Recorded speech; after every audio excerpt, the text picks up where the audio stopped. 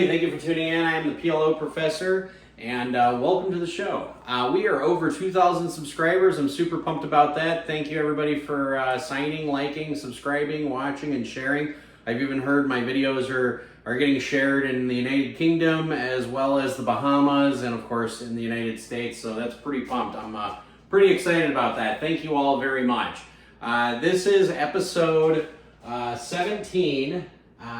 No, we're not on 17. We are on episode 18, as a matter of fact. And yeah, because we only have 2 episodes after this. So we're on episode 18 of our 20-part vlog series on how to be profitable in Pot Limit Omaha, how to make the transition from no limit hold'em to four-card poker, Pot Limit Omaha, or 5-card poker. Today we're going to be covering multi-table tournaments. This is part 3 of 3. So if this is your first time watching these videos, go back at least 2 videos to watch part 1 of 3 and part 2 of 3 when it comes to multi-table tournaments. And if you haven't, go ahead and go all the way back to the very beginning, episode 1 of how to be profitable in low-stakes Pot Limit Omaha, and then you can follow everybody else on the adventure here. So we're going to dive into it. As I covered in part 2 of 3, you tend to shift gears a lot in tournaments. Right before registration, you're playing a lot more hands, your range is a lot open. After the end of registration and you have a decent starting stack, or you have a decent stack size, you kind of shifted gears and you're no longer limping. You're only coming in for a raise. You're either raising or you're folding. You're looking at your hand. You're saying to your hand, if this hand is not worth raising, then I am not going to play it. And that's what you need to do. I had a couple people say, well, what kind of hand ranges should you have when it comes to you're in the money or you're at the end of registration and you go on down? And that's an excellent question. One of the things I'm going to stress is kickers sometimes become a bigger playability in Pot Limit Omaha tournaments, much more so than in Pot Limit Omaha cash games. So for example, any hand that's like ace, king, queen, X is a really strong, powerful hand. Both in cash games and in tournaments, but particularly in tournaments because after you get to the point of end of registration, people do tighten up their ranges a little bit more. And if you have ace, king, queen, X with 1 suit, that's a really good hand. If you have 2 suits on it, that is potentially a 3-betting hand, and it's potentially an all-in hand before the flop. And I know what some of you are saying right now, Professor, you just told us king, 8, with 1 suit, go ahead and put in the muck, where something like ace, king, queen, X might be something that you're going to rip it all in with. That is correct. Because a lot of hands that you're going to end up all in with pre-flop are either going to be ace, or it's going to be something like ace, king, and then whoever has the best danglers or the best like double suits are going to end up being good. So even a hand like ace, king, probably not 8, 9. I'm still going to play that one. But even if it's like ace, king, queen, 10 double suited, I mean, these are really strong hands, things of that nature. And you will have some people who don't mind getting it all in if they have a good rundown. So some of the hands that you're going to muck with, hands like 5, 6, 7, 8, probably going to come in for a raise. If I get 3-bet, I'm going to muck that. If I'm in position, I'm going to play this hand. If I'm in position and no one's raised yet, I'm definitely playing this hand for a raise. But if somebody's raised ahead of me and I look down and I'm on the small blind, I'm mucking this hand. I'm going to let that settle in just for a second. If I look down at 5, 6, 7, 8, single suited, double suited, if I'm in the small blind, generally speaking, we're talking about having 20 big blinds behind, okay? And we're not talking about final table yet, but we're down to payout structure where you're starting to ladder up. You've made the money. If I'm in the small blind and I look at a hand like this, if I've only got 20 big blinds, if somebody min raises, I might call for an extra 1.5 big blinds. But if somebody opens for 3.5 big blinds or 5 big blinds, this is a hand I'm going to throw away. And the reason why, it's the one principle that is going to apply in all tournaments, okay, whether it's Hold'em or PLO, and I know I've talked about this a little bit, that Hold'em principles don't apply in Pot Limit Omaha, but in Hold'em tournaments, hands like 7, 8 suited do have value, But the problem that you run into is when you have a hand like that, in order to win a big pot with a hand like 7-8 suited, you usually have to risk your entire tournament life at stake, okay? And I want to point that out because if you have a hand like 5, 6, 7, 8 with the suit, generally speaking, unless you smash it out of the park, you're probably going to have to risk your entire tournament life at stake on a draw, and you're not necessarily trying to do that. Now, people might say, well, Professor, the flop can come 3, 4, 5, it can come 4, 5, 6. I understand that,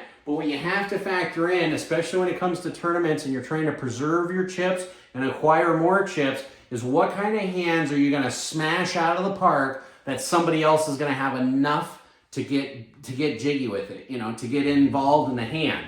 And if you have a hand like 5, 6, 7, 8, that's a particularly hand, because a lot of times when you get down to, you're getting down to 2, 3 tables, a lot of the play is going to be heads up play. So if you end up calling a pre-flop bet with this, if you hit your hand, say the board's 8, 7 deuce, the chances of your opponent continuing after the flop are very small. So what you want to do is you want to have hands that are very close or very similar to your opponent, but are stronger than your opponent. So for example, a hand like Ace, King, Queen is going to be a hand that's going to be really strong because a lot of times your opponents are going to be opening with Ace, King, X, Ace, Queen, X, things of that nature. So you always want to make sure when you get down to about 3 tables that you start applying a little bit more pressure, okay? So one of the things you have to do is, because when you're down to a couple of tables, depending on the size of the tournament, or if you're down to, say, the final table, most hands are going to be played heads up or 3-way. Are heads up or 3-way. And that's really important to know. In the beginning of the tournament, you're going to get a lot of limpers. The beginning of the tournament, you're getting 5, 6-way action. Even when you make the payout initially, you're still probably getting between 3 and 5 people to the flop. As you get down to, you know, the final 2 tables or final table, etc., most hands are going to be heads up or 3-way. So because of that, you need to make sure that whatever hand you have outweighs your opponent, okay? Or you have position on them. Or position. Because in Pot Limit Omaha, depending on your stack sizes, you can call on the button or in position with any 4 cards, and you can make a legitimate sound argument for it, especially depending on the players that you're at, even in tournaments. Now, one thing that I am going to say that is something that you got to keep in mind, and I'm going to put a little star by it. Every tournament that people have won, every tournament that people have gone deep in, every tournament where somebody ends up like at the final table, they have a point in the tournament when they realize that they have to make a run for it, okay? And so this is, again, this is part 3, so you're already in the pay grade, you've already done a few pay jumps. Even if it's like a 150-person tournament, you're down to 15 people, there is going to be a pay jump between 15 and probably 11, and then between 11 and like final table, which would be 9 and things of that nature. But at some point in the tournament, and this could be with 4 or 5 tables left, or it could be with 1 or 2 tables left, at some point in the tournament, you have to make a run for it, okay? Make a run for it. And I know this sounds weird, and this video isn't going to be as long as the others, but at some point in the tournament, you have to look down at your stack, and you have to, unless you're the guy that just sat down and you just caught fire and you've had 50, 60, 70 big blinds the whole time and you can't do anything wrong, congratulations, you're a luck box. That happens 1 out of 1,000 tournaments, I'm sure. I'm sure there's some percentage out there that it happens.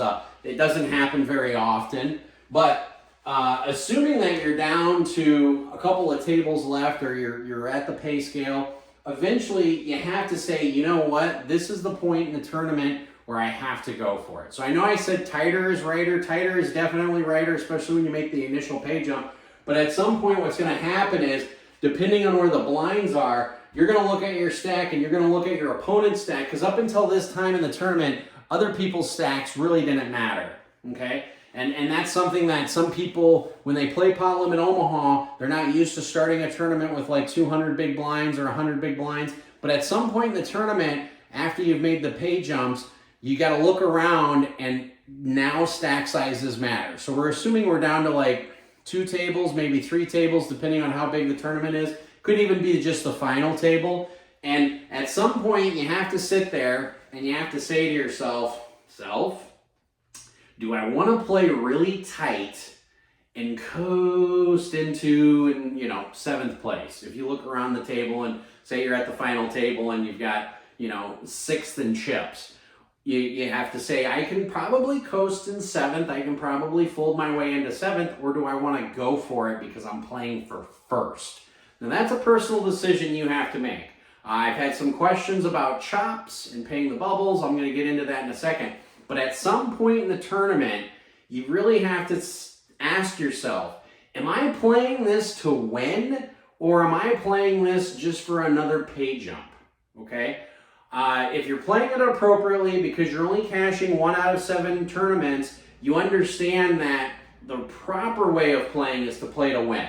Okay? But you also will understand that there's other people who will look at the pay jumps, especially if it's a bigger tournament, and they'll see, oh my God, the difference between 9th place and 8th place is like $4 or $3 or 10 grand, depending if you're at the WSOP. And you have to say, am I just playing for an extra $4 or am I playing for 1st over there, which is an extra $30,000? Okay, that's a decision you have to make. I know the way I play it. I'll play it every single time the same way. I'm going to play for 1st.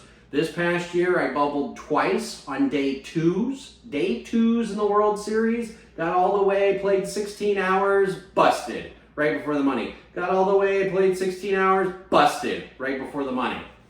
I don't really regret my decision. There's part of me that wants to kick myself and say, Josh, all you had to do is fold and you'd have an extra 6 or 7 grand in your pocket.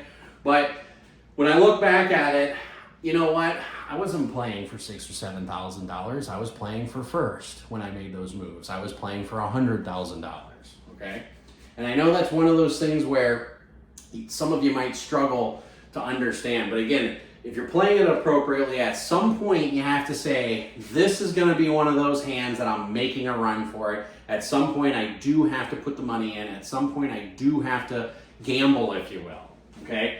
What I'm trying to do is set you up here so you don't run into that until you're deep enough in the money that even if you go bust, you can pat yourself on the back, know that you played the absolute best that you did, and you just went bust, and sometimes that's how tournaments happen, and that sucks, okay? So, most of your hands are going to be 2 heads up or 3 ways, 2 to 3 players of the flop. That means your range is super tight. Jacks are better, and if you have jacks, you can't have like Jack, Jack, Deuce 4 unless you're in the big blind. You have to have Jack, Jack, and something to go with it. Jack, Jack, Queen, King, Jack, Jack, 10, 9, Jack, Jack, 9, 8, things of that nature. You can't have just a suited ace like Ace, Deuce, 7, 9 unless you're in the big blind. That's a hand I'm most likely mucking with. So your hand range just tightens up because everybody else does. But at some point, you have to say, you know what, this is the hand I'm going with. If it's Ace, King, Queen, X, that's a really good hand to go with. Ace, King, Queen, X.